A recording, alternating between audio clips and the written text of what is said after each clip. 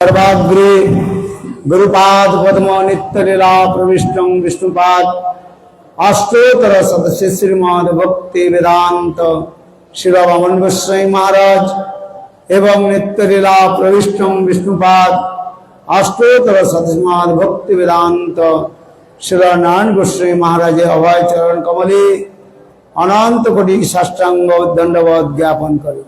तत्पश्चात नित्य लीला प्रविष्टं विष्णुपाद अष्टोत्तर सतनाथ भक्ति वेदांत स्वामी महाराज एवं मंचस्थ विराजमान प्रपूज्य चरण श्रीमद भक्ति वेदांत श्री पद्मनाभ महाराज एवं मध्य सतीर्थ परम पूज्यपाद श्रीमद भक्ति वेदांत परिव्राजक महाराज श्री भक्ति वेदांत सिद्धांति महाराज भक्ति वेदांत सिद्धार्थ महाराज भक्ति वेदांत पद्मनाभ महाराज भक्ति वेदांत बदन महाराज भक्ति वेदांत आश्रम महाराज भक्ति वेदांत शांत महाराज एवं भक्ति वेदांत सौति महाराज समस्त सन्यासी वृंद एवं उपस्थित समस्त वैष्णव वृंद मातृवृंद गुरु सज्जन वृंद हरि कथा पिपासु शत्रुवृंद एवं परम स्नेहशिला मातृवृंद सवार चरण कमले आमार यथायथ दंडवत प्रणाम शिखार हो। आज हमरा अंतर्द्वीप श्री मायापुरे हमारा उपस्थित হয়েছি। এটি হচ্ছে মুখ্য স্থান মায়াপুর যে ধামে আমরা এখানে উপস্থিত হয়েছি এইটাই হলো সচিনন্দন গৌর হরির জন্মভিটা। এই আপনারা দর্শন করলেন এখানে এই নিম বৃক্ষের নিচে তিনি সচী মাতার গর্ভ থেকে জন্মগ্রহণ করেছেন। এই জন্য তার বাড়ির লোকের নাম রেখেছিল ডাকিনী যোগিনী। ডাকিনী শাকিনী ডরে নাম থইল নিমাই। নিমাই কেন নাম রাখা হয়েছিল বলে ভূত প্রেত কুষার ডাকিনী শাকিনী কোন তারা যেন আগ্রাস করতে না পারে এই জন্য নাম রেখেছিলেন নিমাই। নিম পাতা খুব তিতা না, এই জন্য তিতা যেখানে থাকবে সেখানে ভূত পিশাচ আর আসবে না, জম পর্যন্ত আসবে না। এগুলো হচ্ছে লোকই সদ্বন্ধুরা।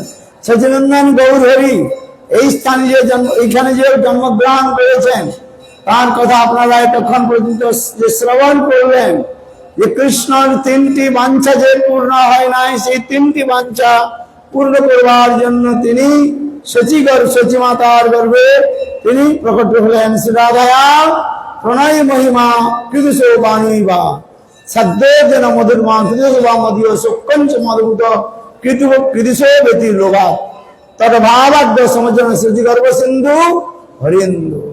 এই সচিনন্দন গৌর হরি সচিমার গর্ভে কেন প্রকট হলেন এই শ্লোকের মধ্যে বলা হয়েছে যে কৃষ্ণদেশ রাধা প্রণয় মহিমা, রাধা রানীর যে প্রণয় মহিমাটা কি সেটা কৃষ্ণ নিজে নিজে চিন্তন করছেন। সদা প্রণয় মহিমা কৃষ্ণ সাধ্য যেন মধুরিমা কৃষ্ণ নিজে নিজে চিন্তা করছেন আমার সৌন্দর্য মধুরিমাটা কি। সদা সর্বা সর্বদা শ্রীমতী রাধিকা আস্বাদন করে, আবার শ্রীমতী রাধিকা আমার এই সৌন্দর্য মধুরিমাকে আস্বাদন করে তার কি অনুভব হয় এই তিনটি কারণ আস্বাদন করবার জন্য স্বয়ং কৃষ্ণ রাধারানীর ভাব আর কান্তি নিয়ে এখানে প্রকট হলেন। রাধিকার ভাব কান্তি চুরি করি কৃষ্ণ অবতীর্ণ হইল নদিয়ার গৌর রূপ ধরি নিতাই গৌর প্রেমানন্দ। এই যে কথা বললেন এখানে এই জন্য তিনি আবার সাথী সাথ সঙ্গে সঙ্গে তিনি আবার এই জগতের মধ্যে যে প্রেম ধর্ম যে প্রচার, যদ্যপি নাম প্রেম প্রচার এইগুলো স্বয়ং ভগবানের কার্য নয়, এই সকল কার্য হচ্ছে অবতারগণ রয়েছেন, তথাপি তিনি যখন এসেছেন তার সঙ্গে সমস্ত অবতারগুলিও প্রকটিত হয়েছেন। যেখানে স্বয়ং ভগবান কৃষ্ণ প্রকট হন, সেই সঙ্গে সঙ্গে তার মধ্যে তার অবতারগণও তার মধ্যে আসেন। এই যে বলছেন কি চৈতন্য চরিতামৃত গ্রন্থের মধ্যে বলা হয়েছে, রসিক শেখর কৃষ্ণ পরম করুণ, প্রেম রস নির্যাস করিতে আস্বাদন, আর রাগ মার্গে ভক্তি লোক করিতে প্রচারণ। তিনি সঙ্গে সঙ্গে এই রস মাধুর্য আস্বাদন করছেন, আর সেই রস মাধুর্য আস্বাদন করে সমস্ত জীবগণকে সেই তিনি প্রেমকে তিনি বিতরণ করছেন। এই জন্য আপনারা দেখবেন মহাপ্রভুর যেখানে বিগ্রহ রয়েছে, সেই বিগ্রহ এক হাত উপরে রয়েছে আর এক হাত কোথায় রয়েছে? নিচের দিকে রয়েছে।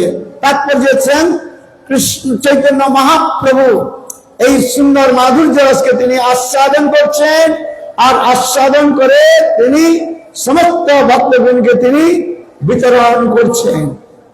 আপনি আস্বাদীর জীবেরে আস্বাদিরা, স্বয়ং আস্বাদন করে জীবকে তিনি আস্বাদন করাচ্ছেন। এই জন্য সচিনন্দন গৌর হরি সেইখানে লৌকিক সদুসৎ বন্ধুবাদ লীলাদি করেছেন। তার জন্মলীলা থেকে আরম্ভ করে 24 বৎসর পর্যন্ত তিনি গাহস্থ লীলা করেছেন, আর বাকি 24 বৎসর তিনি সন্ন্যাস লীলা করেছেন। এই 24 বছর এই স্থানে তিনি থাকেন। তার মধ্যে বাল্য লীলার মধ্যে তিনি অনেক প্রকার উদ্দণ্ড আদি তিনি প্রকাশিত করেছেন।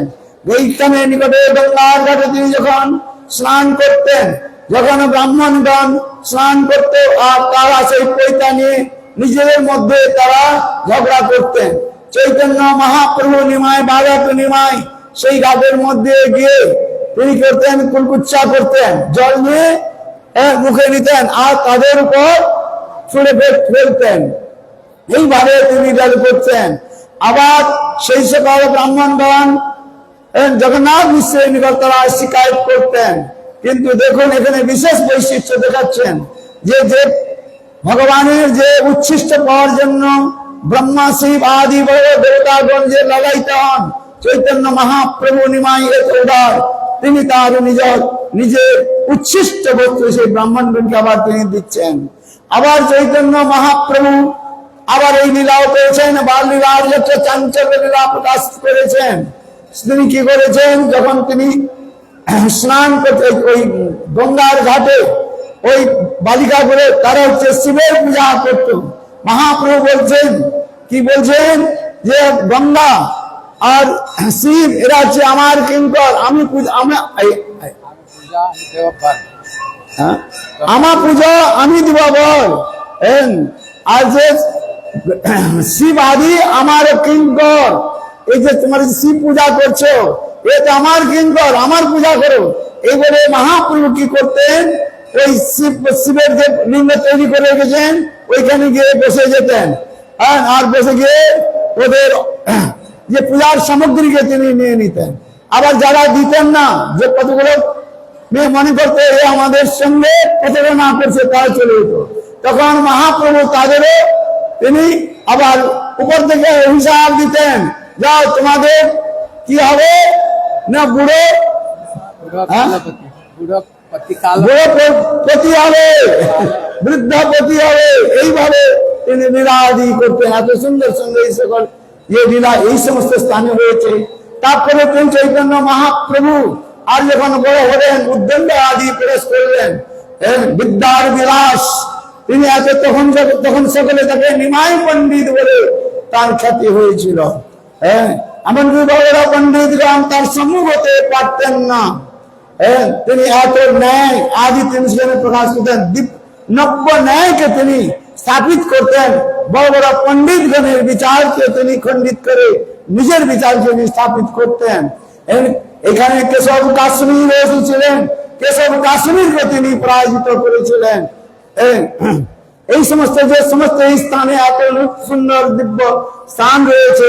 তারপরে চৈতন্য মহাপ্রভু নিমাই এইখান থেকে তিনি আবার সন্ন্যাস গ্রহণ করে এই গঙ্গার ঘাটে স্নান করে তিনি কাটুয়াতে চলে যান কণ্টক নগরীতে।